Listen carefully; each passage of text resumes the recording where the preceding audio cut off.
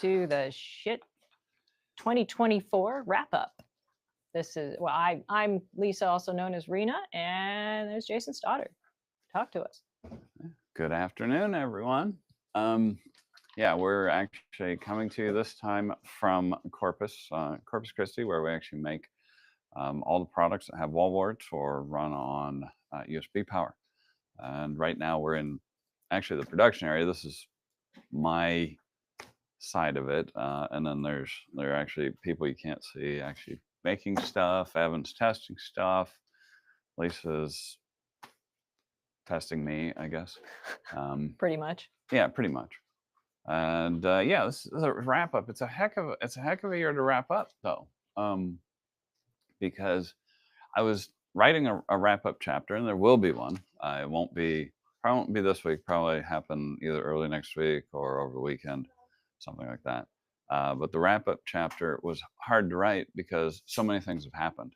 And in fact, when I started writing it, I'm like, I remember, oh yeah, that's right. This is right about the time of year last year that I sent an email to Martin saying, hey, bro, this Forkbeard thing, I need to see, like, you press a button on a phone and have it do something on one of our products, because I had not actually seen that to that day, at that time. And this is the end of 2023, and we'd been messing around with Forkbeard for probably about 6 months by then.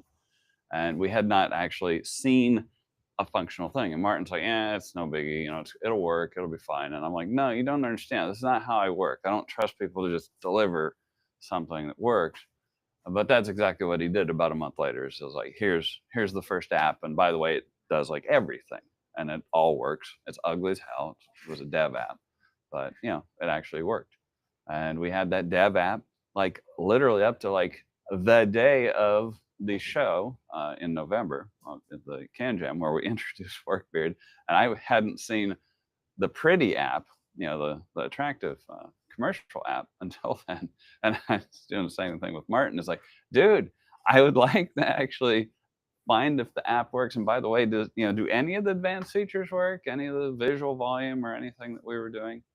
And he did the same exact thing to me. It's like literally like the day before the show. It's like, here it is. It all works. And we were sitting there actually tuning it a little bit, like right at the show, for little things. But it all worked. His way of doing things is very different, and I'm getting used to that.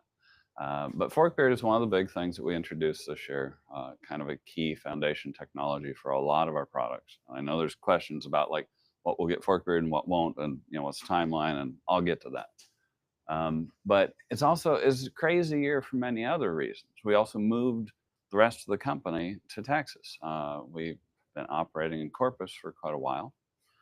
But this was the year that we were going to move the rest of California operations to Texas because our leases were up. The leases were going to get very, very, very, very, very expensive if we stayed. And to be honest, it's actually, we have a lot of logistical advantages being here.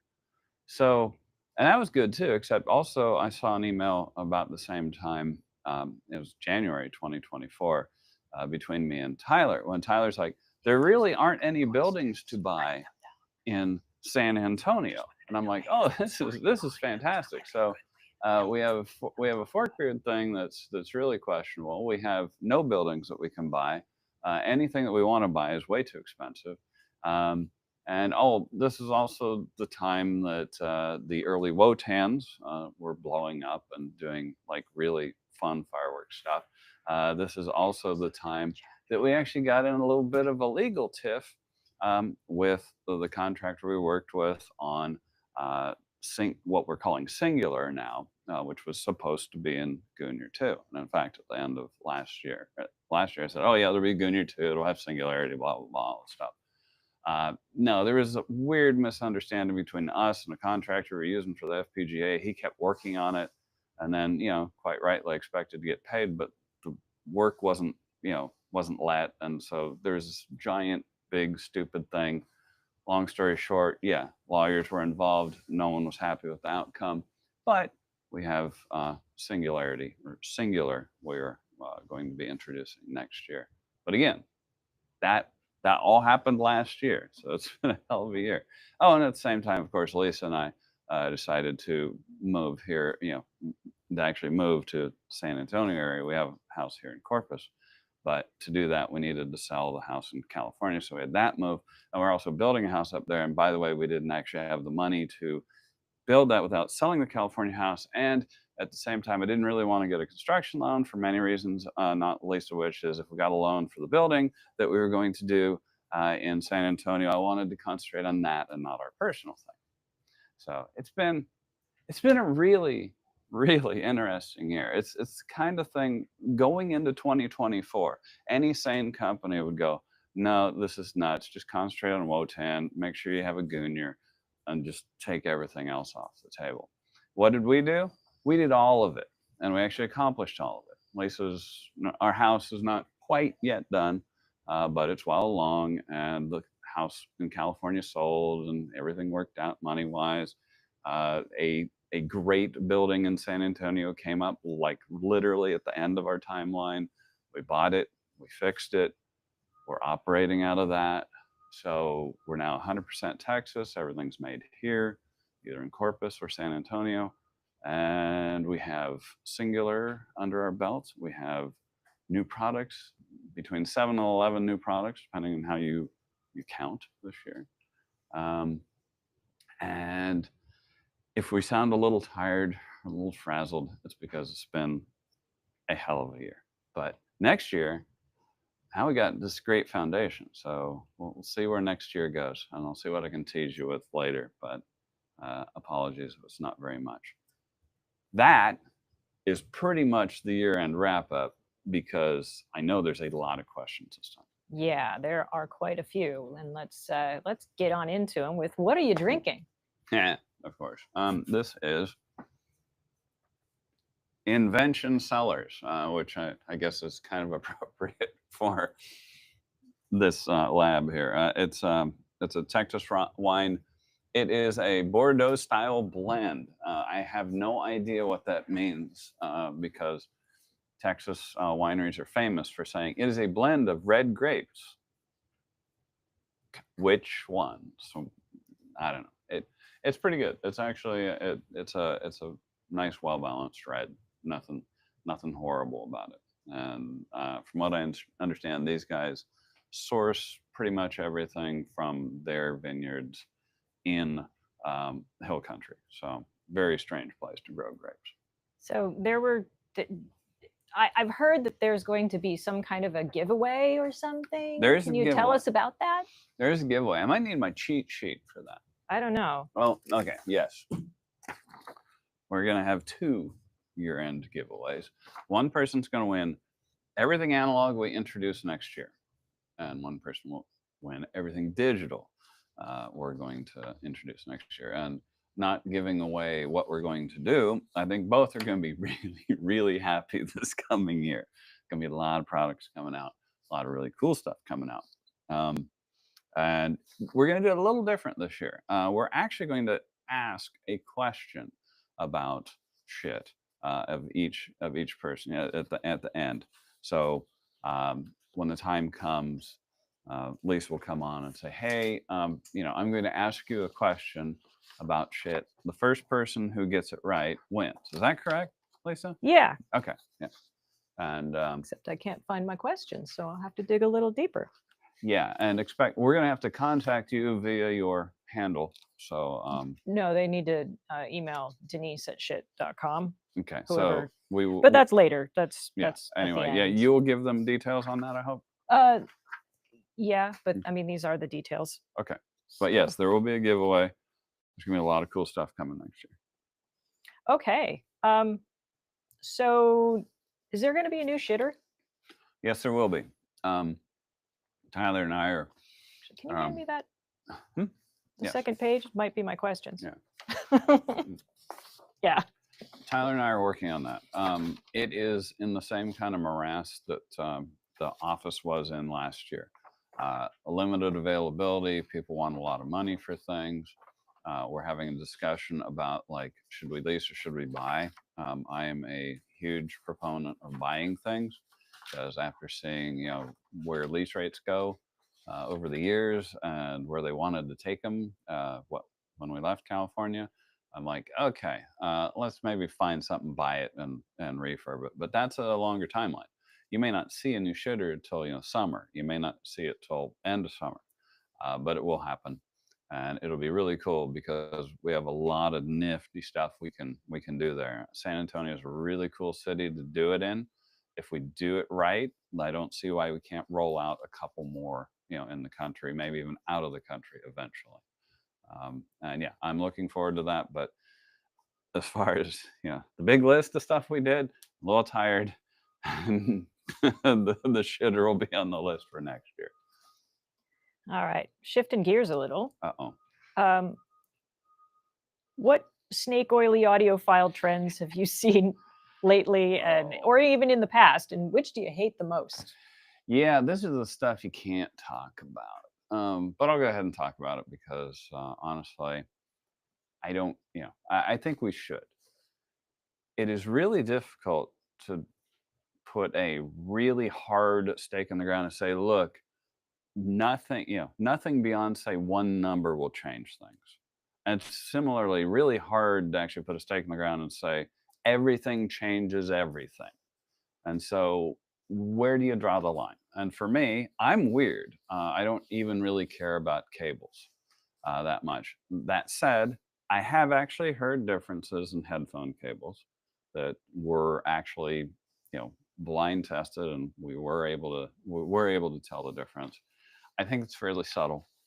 When you start getting to power cables, when you start getting to fuses, it's like I just roll my eyes.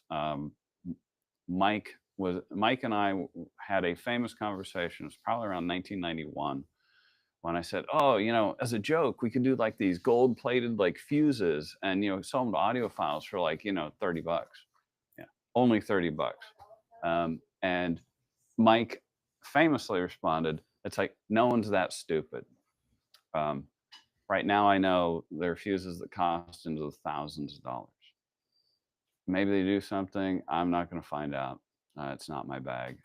Plus, when you're talking about like, there was also a case where, I think there's a review of Vidar done with like $20,000 speaker cables. So you got a $800 amplifier and $20,000 speaker cables. It's like, well, so the amp is kind of the accessory. So that kind of stuff bugs me. I won't say that there's nothing to it. I will say that I've been surprised by what actually does cause difference. And if you ask Mike and Dave, they'll go, "Oh yeah, things sound better without a chassis on them." I'm like, no, please don't kill our customers by recommending they take the chassis off of their products. Stuff like that. I just got an email from Martin saying, why does the Yord, like the same recording on an Yord on a CD, sound way better than a ripped, streamed copy of it? And I'm like, I have no idea. And he's like, oh, you're not even going to fight on the fact that it's better. I'm like, no, I'm not. It is, and I don't know why, and I don't really want to dig into it all that much. Those kind of things, the problem with those is audiophiles can concentrate on little details like that too much. And so if there's someone who's like thinking about, oh, maybe I'll get into, I'll try like a Magni. It's really easy to say, yeah, get a Magni Unity with a DAC card in it, plug it in. If you like what you hear, you may be an audiophile, and you can go from there. If you start saying, well, yeah, you got to do that, but then you have to use these special cables, and you probably need a LPS for your digital supply, and you probably need a streamer. And by the way, the streamer should be running this upsampling software with these particular settings, and you get those from so and so, and then you want to do room correction. It's like, you know what people do when you say that? They go, "You're crazy. I don't want to have anything to do with that." Let them listen to the Magni, and then come back to it. So I'll probably have a series of stuff in 2025 about like, the stuff we can't talk about, and let's break it down, as far as where can there be differences and where there might not be. I will say one thing, if you've never cleaned like out the inside of like your headphone jack, you might be in for a big surprise, because a lot of those are made with silver plating, and a lot of those get very oxidized, and that actually does make a fairly significant difference because silver oxide is basically a diode.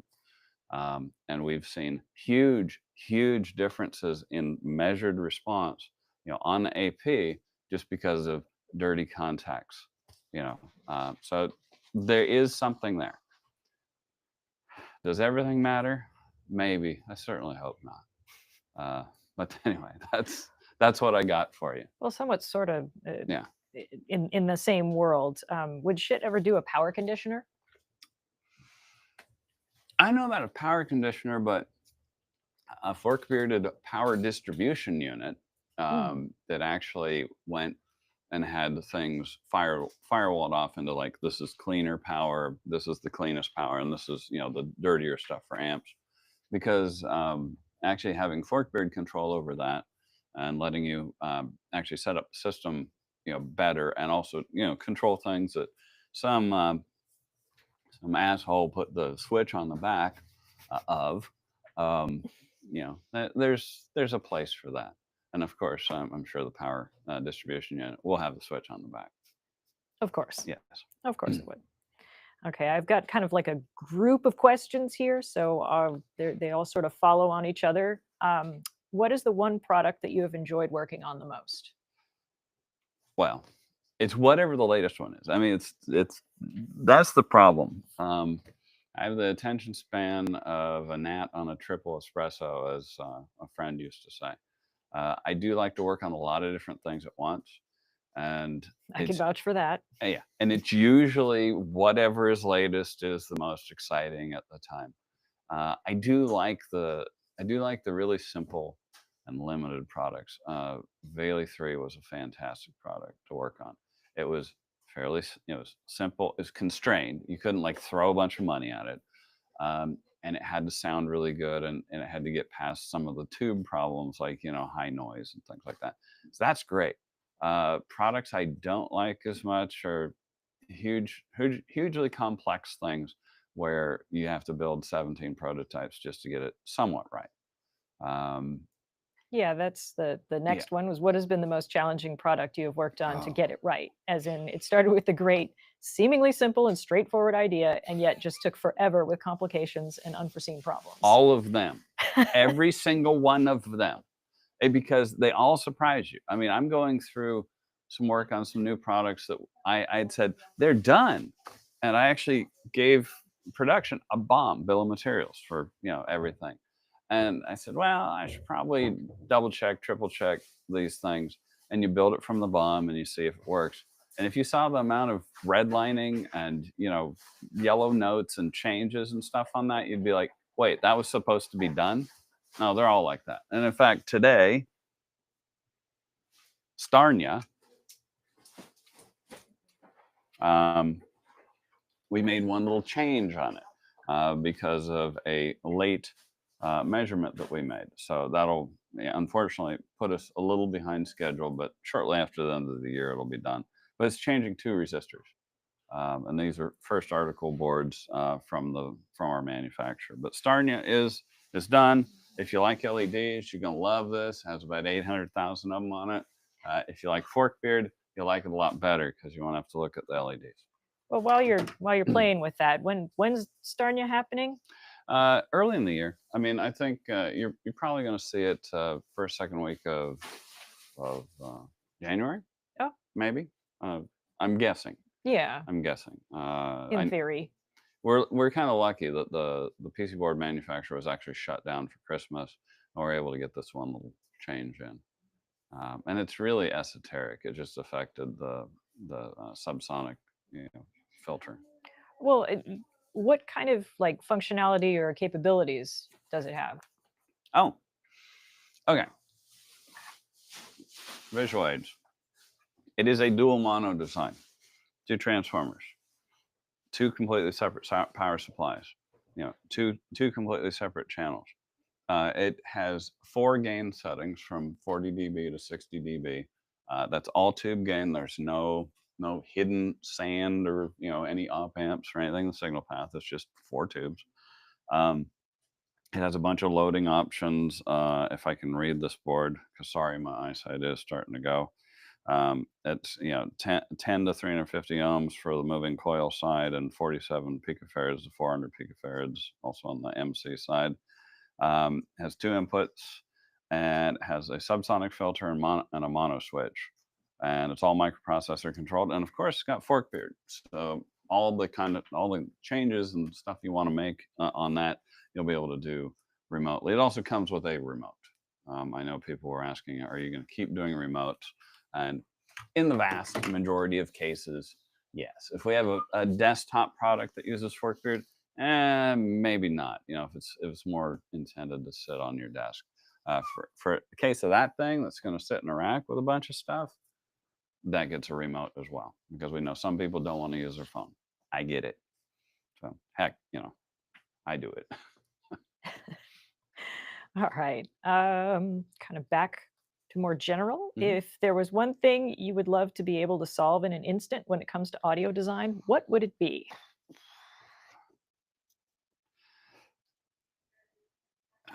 It's really cost. Um, Cost of boards and chassis is always rough, and it keeps getting larger. Right now, we are actually working on solving that, because next year one of our key initiatives will be what you call verticalization. We're going to be bringing in our own PC board manufacturing capability, and in fact, hilariously, the guys from Yamaha that we're talking to, the engineer that they assigned to our account, they told him, they said, "You're not going to believe the name of this company, but they're a real company. They're actually serious." And he's like, "Oh, is it shit audio? Is it? Oh my God, it's shit audio. I got a stack of their stuff on my desk. Oh my God." So yeah, we have a shithead working on getting us up and running, making our own boards, and that will help a lot. Chassis, that's a longer burn, but we're working on that as well. So costs are really the rough thing. I mean, I'd love to be able to do things less expensively. Okay. Do you have any stories of going full audio nervosa and it paying off partially or fully in developing audio knowledge or the development of a component? Yes, And unfortunately, it's one I can't talk about until later in the year. oh, Um, it was a very very picky, tweaky, stupid product. well, that sounds awesome then. Yeah, So and we'll it have to was. wait and find out. Yeah, you gotta wait and find out. Sometimes it matters. Usually, okay. The hint of when it matters is like if it's like board layout. If it's power supply, if it's something that you can measure, if it's something that is intermittent and you can't always measure it. Things like that do matter, and you should be nervous about how things are run, where the grounds go, there's so many stupid things that you have to do. And we have one product that I'm like, this change can't possibly make any difference, just kind of like mirror imaging, the channels. And the next prototype was like, oh my God, this thing sounds like 10,000% better. It's just completely nuts. And it's like, no one in their right mind would do this. But I tried it, and it's like, oh, and now we have guys here like, this it's the best thing you've ever done. You need to get this out. We will. We will. Cool. And other things. Good. That's even better. Yeah. Hopefully. Do you think about voicing your products beyond them just sounding good? A little bit. I don't like the concept of voicing, just because it's kind of, it assumes that an engineer has huge control over what a product sounds like. We don't have a lot. We can kind of nudge it in certain directions. And in the case of like a continuity output stage, you can actually make some fairly big changes in the way it sounds. You can make it sound softer or sweeter or more dynamic or things like that. So we do pay some attention to that. I don't think we necessarily have a house sound, because like a Lear Plus sounds way different than a Jotunheim, which sounds way different than a Mjolnir. They have their own character. And I'd much rather you actually have a choice of, do I want a solid state class A, maybe lower power amp, versus a tube amp, versus something that is, high dynamic, high measuring. So I don't want those all to sound the same. I don't want to voice them, you know, all the same. Okay. I believe that objective and subjective analysis in our hobby are both important to get a full picture. Mhm. However, there are those who lean one way or another and don't give the time of day to each other's viewpoint. While it's impossible to keep people from arguing online, is there perhaps a metric or quality that isn't measured yet that both lines of thought would agree is beneficial and could help bridge the gap between the diehard objective and subjective listeners? That isn't measured yet, or hasn't been measured very much. Yeah, the dynamic, basically dynamic response. Essentially, what do things do in the moment rather than steady state? The numbers that the objectivists worship, or sorry, the number is really a single steady state measurement at one frequency. It's not really interesting. And even if you start getting into the charts and graphs, those are, again, steady state measurements.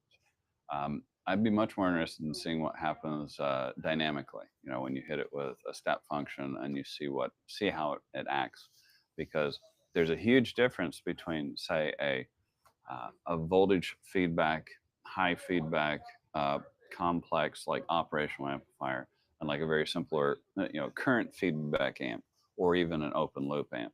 So there's some things you can actually see. And we do actually measure some of those and use them internally. And the problem is nothing's been standardized, and nor does AP make a dynamic analyzer. So eventually, it'll get there. We'll learn more.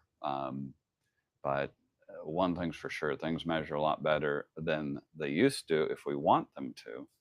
We do both. We do stuff that measures really good and stuff that measures really bad, and all is intentional. So there you go. So, would you consider using 4.4 millimeter balanced jacks? Oh, you mean like these? Yeah, like those. Like those? Yes. Yes. Yes. I would. In fact, here, I'll put one on the Starnia. I know, horrible. But no, we're definitely looking into that. As much as I believe that the Neutrik connector is better. You know, it's physically better, made better, more secure, doesn't short, etc. Even though I believe it's better, it's clear that this is like the connector that everyone's picking up, and I totally understand it. I mean, you don't want something like the size of a goat testicle, hanging off of your IEMs. It makes sense to have small connectors. So we are actively working on that. We have cables with the 4.4, and I'm sure you'll be seeing it on our products, probably most of them eventually. And there you go. I mean, I actually, after working with it, I like the connector. I'm unhappy there's yet another standard, but I like it. It's fun. We'll use it. So you guys win. Sony and Pentacon, you win. Okay, another direction again. Mm-hmm. If you were going to do like a no restrictions super tube headphone amp, how would you do it? Like, what tubes would you use? What kind of design would you go for? I think I already did that, and that was Folkvanger. Oh, yeah, good point. Yeah. Would you want to do another Folkvanger? Not Folkvanger 2, but like I thought about doing a Folkvanger version with 6AS7s rather than the multiple output tubes we had, just like 4 6AS7s instead of 10, 8 of the smaller tubes. Never really got anywhere with that. Something I might look at. I do like the 6AS7s. They're really big tubes. They run really, really hot. They're interesting care and feeding. And I actually don't know how the supply is or what the new production is like. That's something that we'd have to unpack and look at a lot. Okay. I've got a kind of a curiosity thing. I just so the viewers know, I got a lot of questions to try and put together and stick things together and try to get everybody covered. I was totally unsuccessful, but I really, really tried. And this was one that I was actually curious about. I know you're not going to do a streamer, but when it comes to digital outputs of different sources, Hmm. do they sound different? Do they not? Why is that if they do? I mean, it's I ones and zeros, right? Yeah, they should sound exactly the same. Yeah, I mean it's all digital. Same bits, gets there at the same time, should be the same. Somehow it's not. Um, we've done a lot of work on unison, especially the more the more isolated unison, the stuff that actually shows up in Bifrost and above, where we're actually using transformer isolation. We've done a lot of work on that to try to kind of minimize the impact of the stream or the transport on the sound. It's still, there's still differences. SPDIF, there are differences. Heck, there are actual physical, or significant differences with some TVs. I mean, you just get dropouts off of the optical. Those are gross problems. But you're talking about the more subtle stuff. Um, but yeah, there are differences. We keep trying to work to minimize them, and I don't really want to do a streamer. I would much rather go for fork-beard integration in other ways. I'd like to give you the chance to control your streamer through that, than do our own. If we do a streamer, if we ever did consider a streamer, it would be strongly different than everything else out there, and it might not be cheap. So don't know. That's something that would be down the road quite a bit. Okay. This is another question. This one's actually mine. Uh-oh. There's been a lot of talk about integrated amps. Mm. And I mean, maybe I just don't really know or understand or all of that stuff. But doesn't Forkbeard kind of take a pile of shit products and turn that into an integrated system? I mean, can't I like look at all that stuff all in the same place with Forkbeard Yes. and control it? Yes, that's the idea. And the idea is you take Forkbeard, you get anything from a Saga 2 and a Vidar, and then you actually have full control over that type of system. Eventually, we'll have less expensive DACs and less expensive amps that actually have Forkbeard in them. So you'll be able to create a very affordable, small system that is integrated as an integrated is. Or you can go big, you can do the giga stack with Wotan and all that kind of stuff. The problem with integrators, and I know you use Ragnarok Yes, too. I do. Um, Happily. the problem with integrated is the more stuff you put in an integrated, it seems like the more reasons people have not to buy it. They're like, well, I like it, but I want a moving coil phono preamp, not a moving mag. I like it, but I want more digital inputs. I like it, but I don't like the way it handles the preamp outputs. I like it, but it needs more power. I like it, but that's fine. I mean, we could do a really big all-out, integrated amp, and it would probably cost about almost exactly the same, maybe a little more than the Giga Stack. And then people would say, well, actually, I would like you to go through it. I want more digital inputs, etc. If I could do an inexpensive integrated, like $9.99 or less, that was credible, I'd consider that. But inexpensive integrated, it's not us. I mean, our Giga Stack is cheaper than most high-end integrateds, and it will kick the ever-loving crap out of all of them. So that's why we did it. And now you can, pretty soon you'll be able to do something a lot less expensive. And again, I can't give away the farm. There's a lot of stuff happening next year that will give you a lot more opportunities to do a lot more things with Forkbeard than you've ever thought before. Okay, but what if you already have a bunch of Forkbeard? I mean, a bunch of shit products. Like, do I really need Forkbeard? Like, do I really, like if I already have just an awesome system, bunch of components, just none of them are Forkbeard. How important is it to get Forkbeard? Well, we have to tempt you, don't we? Of course, Yeah. but like, do I need it?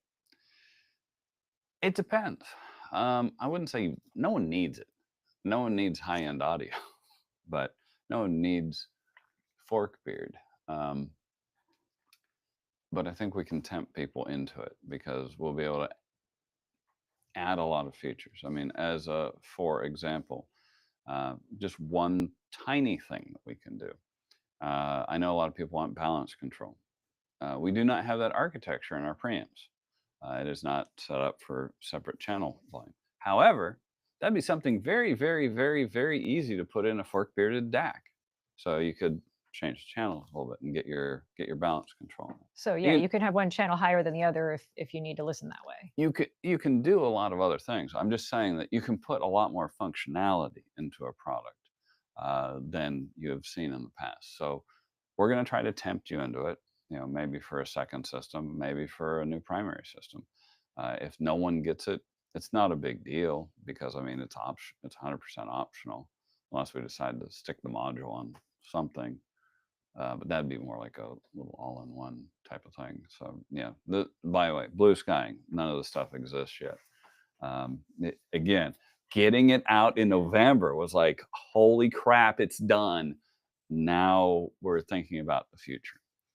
So yeah, if you have ideas what you like to see through Forkbeard, consider that it is not for transmitting digital audio. It is a control system, but it can actually take into account all of the sensor data from all of the systems. So it can do a lot of neat things, but it's not going to be a streamer, for example. That module, I don't know if that module can even do BLE audio. We don't have the connections for it anyway, but something to look into in the future because now that you have BLE audio, they're fixing a lot of the problems with Bluetooth audio. So I would not say it's impossible in the future. I wouldn't get real excited about it though. Okay. When can we reasonably expect Forkbeard for Android? The app for Android. Yeah. Yeah. Okay. I know it's hard. No, Martin will kill me. I'd love to see Q2. And Martin is now probably screaming on the other side of the phone, no! That's what I want to see. Q2, Q3. It'll be next year. And we want to do a really good job on Android. We have a lot of people that use Android phones. So, and we understand it's important. So we will be doing that. Okay. Now, I have sort of another different direction, but still Forkbeard. Mhm. Okay. I went to the website and I made a list of every single product that's on the website. Well, not Oh. I left out a couple, but not that many. And I want to know what will be fork-bearded, what won't be fork-bearded, what already has been fork-bearded. Just talk to me about. I'll tell you what I can. Okay. Go for it. All right, Magni. No. And actually, let me preface this. Yeah. Forkbeard and what we're calling internally the blood and guts products, BNG, will actually exist side by side. If you want, a big tube amp that sits on your desk and just has a volume knob on it, we will be making those. If you want something that talks to all of your other stuff, and creates a whole system, we'll be doing that too. So Magni is small, inexpensive, the most difficult thing to fork-beard, period. And I don't see it becoming fork-bearded. Asgard. No, actually, if we do anything with Asgard, I do believe that belongs in Blood and Guts. Jotunheim. Blood and Guts. Wait, does that wait? Now That I'm means all no. confused. That There's means no Forkbeard. Okay. Fulla. But okay, I'll pull back on Jotunheim and go, well, okay. if enough people, the problem is on that one is All right. because we have to go to relay volume. Mhm. So there are considerations. What was the next one? Fulla. Ha! No. Gunner. No. Sin. I'd love to do a bigger Sin. Sin yeah. in its current form. Super Sin. Maybe. I mean, I could see it morphing into something. So maybe. Is there still surround set free available? Yes. Okay. Yallerhorn. And it's going to be available for a while. I mean, surround has been one of our less successful excursions, but we tend to learn from our past excursions and then do something neater in the future. So it's fine. It's funny. Sin is doing fine as a gaming product. Everyone's like, surround? No. Gaming? Cool. I'm like, that sounds good to me. Yallerhorn. Yallerhorn. Yes, and very soon. Wait, do you mean like which half of 2025? Like next month. Oh, Yeah. wow. Okay. Y'all are Hornif. All right. Yeah. Vidar, Is very soon. Vidar is fork bearded. Aegir, Is. Wotan, Is. Vayli, No. God, that'd be funny though. Midgard, No. Lear. That'd be a really good place to put Forkbeard because it's kind of like our tech leader. So I'd say it's definitely possible. Mjolnir. It would be a completely different product. That's the catch. You could kind of, I mean, right now it has nothing. There's no microprocessor. There's nothing. I could see doing, if we could retain what Mjolnir was, if we could keep it as a product that had chokes and high power output and stuff like that, then I could see doing it. It would be significantly different though in execution. That's all. Modi. Oh yes, I'd love to have fork bearded Modi. Is it going to happen or no? I'm gonna try for it next year. Oh, cool. Yeah. Modius. Yeah, absolutely. I want to have fork bearded Modis. Awesome. Modi multibit. That's a good question. There's other things happening where Modi multibit may be going away for another, time. We'll see. We'll see. Yeah. Okay. Yeah, we'll see. Right now, there's no physical space for it, so Yeah. that's the other problem. Mm-hmm. Anyway. Bifrost. Absolutely. Catch. It will be a Bifrost 2+/3 or whatever because it actually requires a change to the motherboard. It will use the same modules. Upgradability will continue for Bifrost. We will figure out some kind of trade-in thing if you want to go Forkbeard, but it won't be a cut a hole in the back and stick a Forkbeard module in it. It's more complicated than that. But yes, Bifrost absolutely needs Forkbeard. But when? Late next year, maybe. Okay. It's going to be a while. I mean, all this stuff is really, all the timing is like kind of up in the air. Yggdrasil. Yes, absolutely. And as soon as possible. Hopefully Q1. Martin's going to kill me for saying that, but that's what we're shooting for. Will there also be like multi-form DS cards to play with too? There will be singular. For Cool. sure. Don't know about multi-form for Iggy yet. We'll see. Most probably. I mean, why not, right? Okay. And talk to me about Erd. Erd. While we're here. Yep. We've been hung up building them because of the move. Erd requires a static-free environment and setup to actually build them and have them, work right, and etc. So I haven't been building them. We'll get back to building, and it'll be available again. As far as Forkbeard, yes, I'd love to have a Forkbearded Erd. Erdif. Anyway, I would like to do that. Yes. I don't have a timeline for it though. Oh, okay. Sis. Oh, come on. I'm asking. It's on the website. Figured Okay. I'd ask. Saga. It already is. Kara. Already is. Freya. Already is. Manny. No. No, it's too much extra stuff. Okay. Skull. It'd be a great thing to do. Yeah.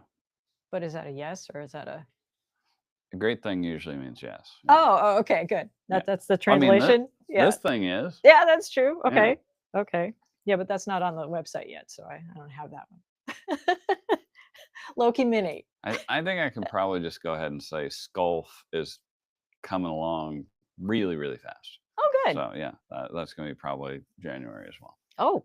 So even sooner. Okay, cool. Yeah, it's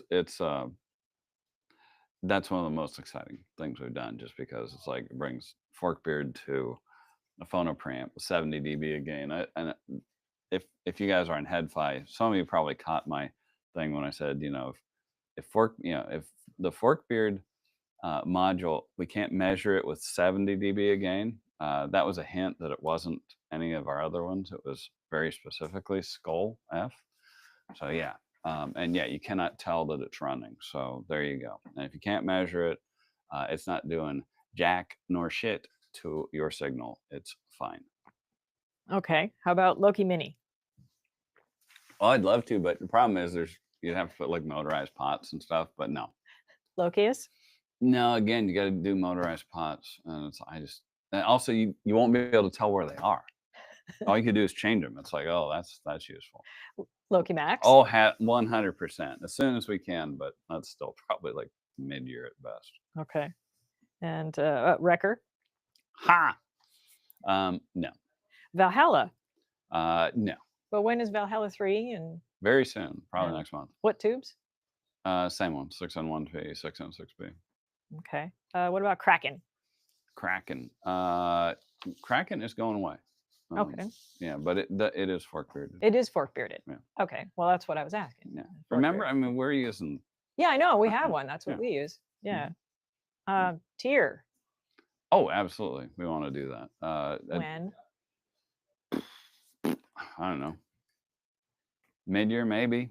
There's a lot of question marks around about tier because we're selling out the old ones at a little bit of a discount. The new one, we're shooting for additional technology beyond Forkbeard. If we get it, it's going to cost quite a bit more, and it will be a really big deal. But it will require Forkbeard for the new tech. That's one of the catches. Don't be surprised if you see some stuff from us where you will get more if you do Forkbeard. We're not going to take things away. We're not going to give you just Forkbeard on like a preamp, that's clearly part of a component system. But don't be surprised if we add things or say, hey, if you want this new super advanced feature, you're going to be using Forkbeard. Because it enables a lot of neat things. And we've only just hinted at what we can do with visual volume. There's so much more coming. Cool. Okay. Well, that's all of the Forkbeard stuff for all of everything we make. Yeah. So now I want to ask about Yord. Like, what form factor is it going to be? Is it going to have gadget capabilities? Yeah, Yord is what the gadget grew up to be. It'll have a lot more capabilities than the gadget. Right now, it is the same size as a Gungnir 2, and you'll probably need an iPad or equivalent, large Android tablet to run it because it will have a lot of stuff it can do. Yeah, I think I remember you were playing around with before Forkbeard. Yeah, You a had that machined control Yeah, you panel. had that machined thing with all those knobs Mhm. and stuff. Mhm. Okay, so I guess it'll make more sense if it's Yeah. in an app instead. Yeah, what's really fun is we should be able to do some really cool stuff with Yord that you've never seen before. One of the going back to one of your previous questions about like audiophile nervosa and snake oil and stuff that bothers you. One of the things that does bother me is this prevalence of essentially upsampling. Um, I get it. We now have the technological capability to upsample things and to change the form of the music into a different type of thing, whether it's high rate DSD or whatever you want, high rate stuff designed for discrete R2R type implementations. I think it's great. I mean, options are good, but we really need to get back to like, well, is that the music? Because it's like, is your DAC made for the resample or is it made for the recording? We do DACs for the recording. We do DACs that support what you can actually stream, what is in your library, what is ripped from your CDs. That's what we do, and we have our own filter algorithm that we think is better than anyone else's out there. We also let you turn it off so you can run resampling and try that. We don't let you do the super high rate stuff, but that's one of the things. It's like nothing will put off a new audio file faster than saying, hey, there's this piece of software you have to buy. And by the way, it has like 43 different switches that you got to throw in a certain order to resample into maybe not even real time stuff, but then also store it and then upload it to this particular DAC that can do the super high rate stuff in this form. And by the way, it may or may not actually be NOS, but what I'm like, no one, okay, no one starting out wants to do that. If you find yourself there and that's your audio nirvana, that's fine. But no one wants to start out by doing that. You don't want to do a hand pulled espresso from a brass boiler machine. You want to probably press a button. Let's face it. So that is a thing that has raised my hackles in the past, and uh, the reason I bring that up with Yord is Yord, will do things unlike these oversamplers that basically take the same thing and they make it into something slightly different but oversampled. It's like, no, it'll do a lot of shit that you've never been able to do before. I mean, it will have controls you have never seen and are not available anywhere else. So if you're gonna run it through the meat grinder, wouldn't you rather actually have it do something? And that's what Yord is all about, is giving you more controls. And so you can decide, do you want the original or do you want to have your version of it, but really your version? So anyway, Yeah. I hope that Yeah. that helps Yeah. explain. I already asked about the Android app. Will there be one for like desktop PC? Oh, I'd love to. Yeah. Um, Is that Martin screaming again? it's Martin screaming again. I'd love to. I can't promise anything, but I'd really, Yeah. really like to have I it. was just curious. Yeah. I was just curious. Yeah.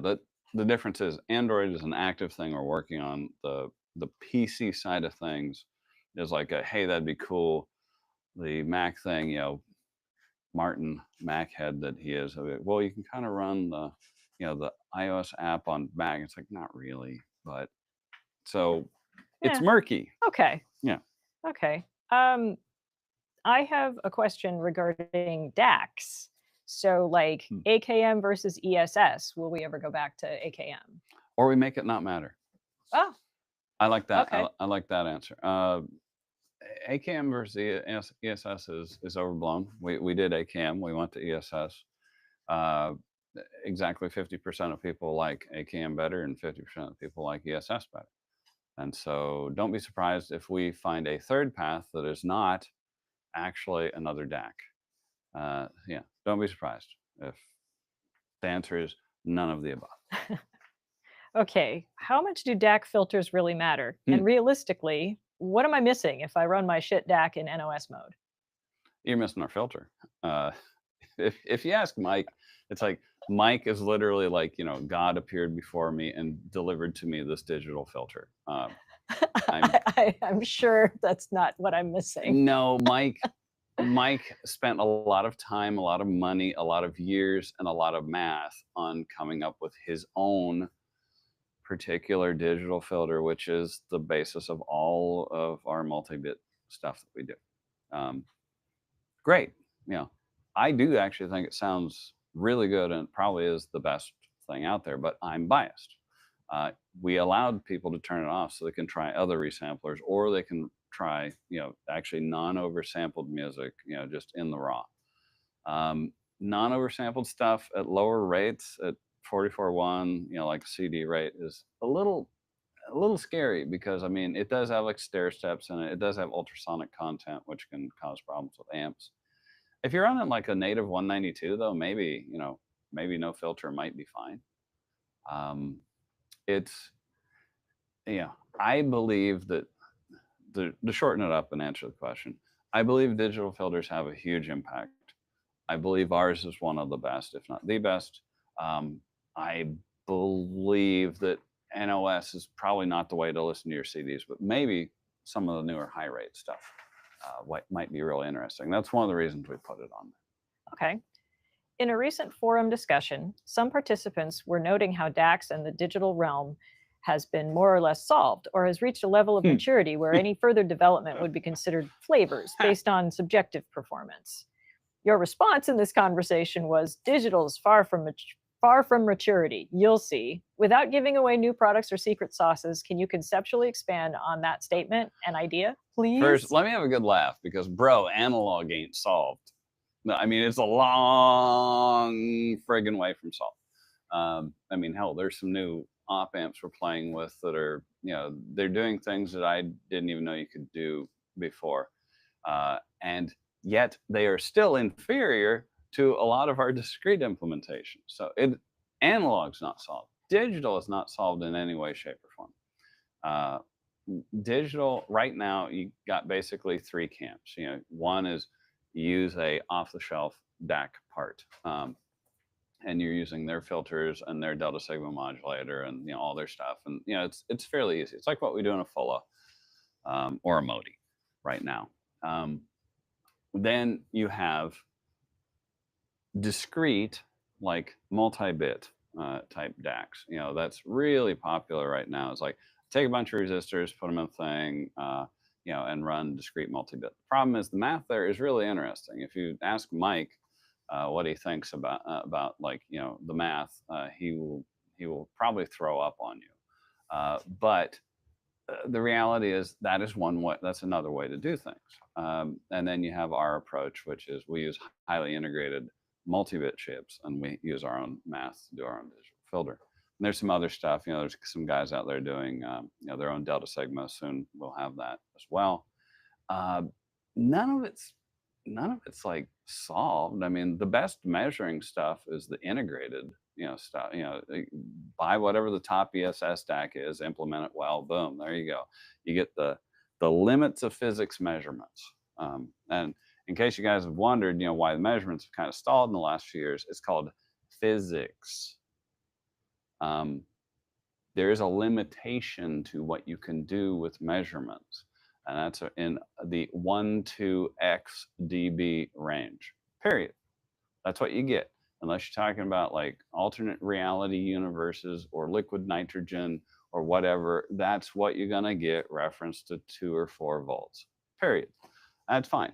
We can do that. We can do that with discrete. We can do that with op amps. We can do whatever. We can also do shit that's 40 dB. And if you actually do a blind test, you're going to be like, wait, this measures badly?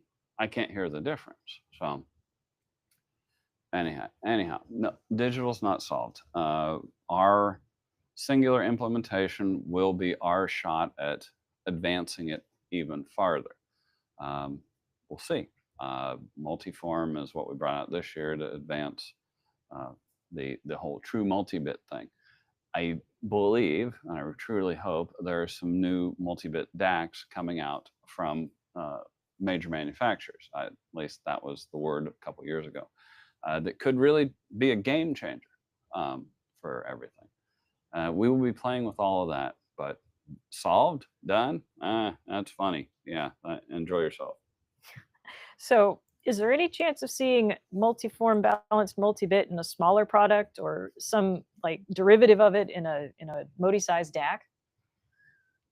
Modi, not so much. Bifrost, yes. It's a lot of gain stages. Yeah, we'll talk about that and see what happens. I could see it in a Modius-sized product. The problem is then it might get real expensive, and then it's like, why don't you just put it in a Bifrost? Yeah. Okay, I actually had a few questions about the sort of price gap between Jotunheim and Mjolnir. One was about balance, one was about solid state. Are there any plans for anything other than Lear in that gap? No. Here's why.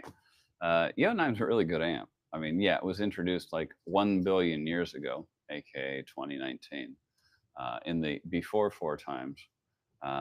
So yes, it is now considered old. It's still a great amp. It's still a insanely wonderful amp for what it is. Could we make it better now? Probably. Should we? Maybe.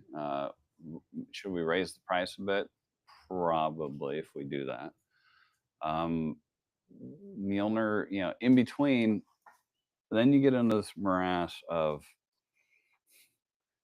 I need more space to make it better. So now we say have like a 9 by 12 size product, which by the way doesn't match anything we make.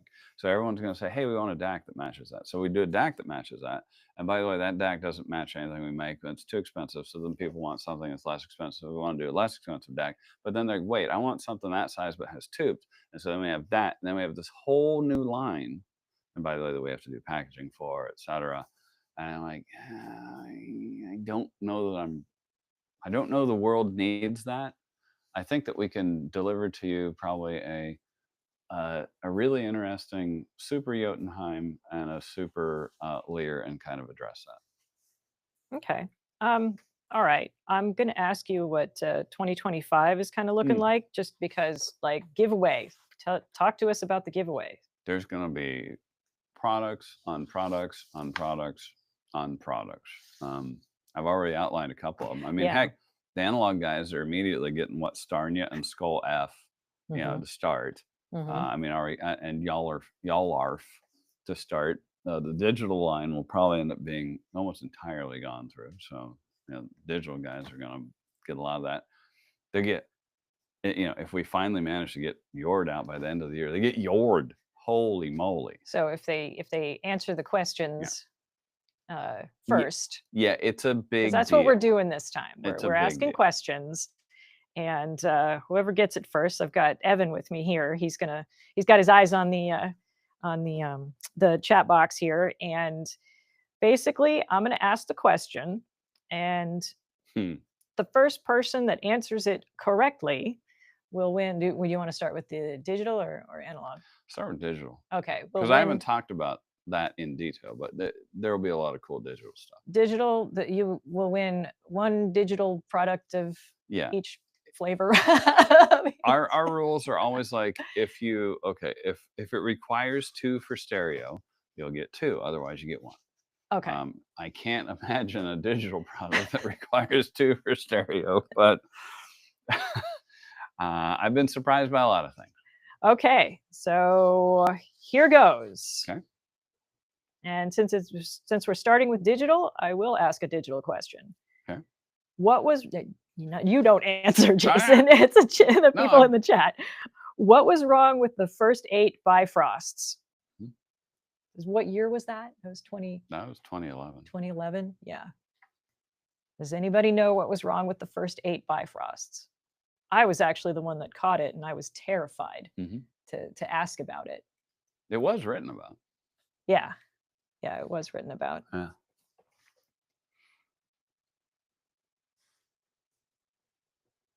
Anybody? Does anybody remember that? I know it's a tough one. It's a tough one. It's a tough one, yeah. But yeah, it was almost certainly a chapter in the original book. The first year. The first year. To narrow it down. All right, that's about 1 million answers. Oh, did it just came in once? From Lucas, USB and SPDIF switched. Bam. Yep, that's it. Yep. Lucas, congratulations. Congratulations. Firmware Lucas. problem. Please email Denise at shit.com. Firmware. Thank you, Dave. Yes. For the firmware problem. At that point I was doing the sound check. I was cleaning. I was building the board, not for Bifrost, but I was doing all that stuff. And because I was doing the listening test and I had to test all the inputs, and at the time I really didn't understand very much. And here's the god of digital standing there, and I always thought that the rectangle was USB. Yeah, his face went white, but then we realized we'd only shipped 8 of them. Yeah, so. no, it's not big a deal. Okay. There's at least one of them still out in the world because it came back for an upgrade, and the guy's like, don't update the firmware. Yeah. And I'm like, okay. Okay. And all right. For the analog, what's the shortest lived product? It was released and discontinued in the exact same year. Let's see what we get.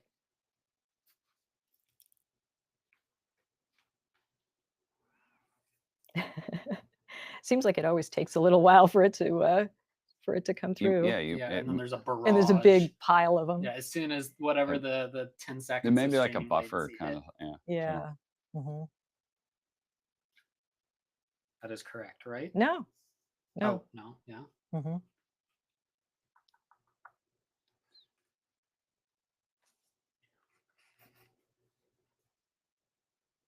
No. Seeing a lot of souls, which is not correct. Oh, there we have go. From Indie Pace Car 82, we have Yes, Kraken. we have Kraken. Kraken. Yep. Yes. My brilliant idea that did not pan out. So I can make fun of Dave, but he can make fun of me too. Yeah. Yeah. No, I mean, it's funny. If we did a Kraken in the future, you want big power. That's fine. That's just not us right now. Yeah. So yes, Indie Pace Car 82, please email Denise at shit.com. It looks like Evan's Wait, got it is in that the like a chat box. Camaro Indy Pace Car 82? Oh, it might be. So, yeah. Could be. That's pretty funny if it is. Could be. I remember those. Yeah, me too. Yeah. And any closing thoughts, Jason? We are at Oh, yeah, it's been a rough year. I mean, as far as just running so hard to get through this and doing all the logistics stuff. I think 2025 will be really interesting.